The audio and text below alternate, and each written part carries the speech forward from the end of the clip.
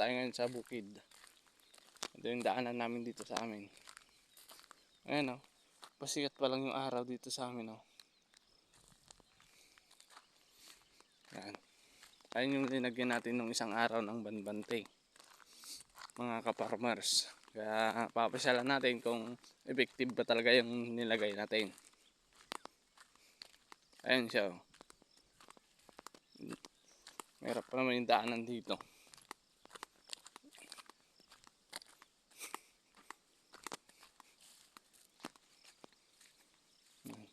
Medyo malabo yung camera natin eh.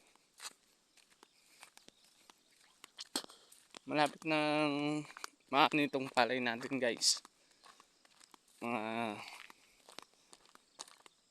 adis ng Abril pwede na itong anihin.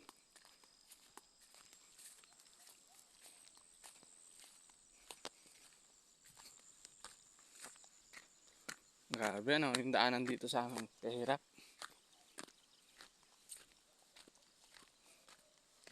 Ano? Ang mga ibon no. Hindi sila makalapit.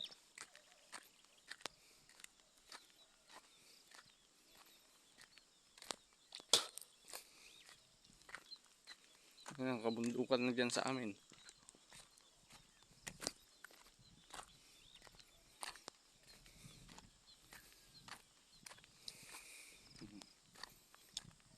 Doon yung nilagyan natin ng banbante.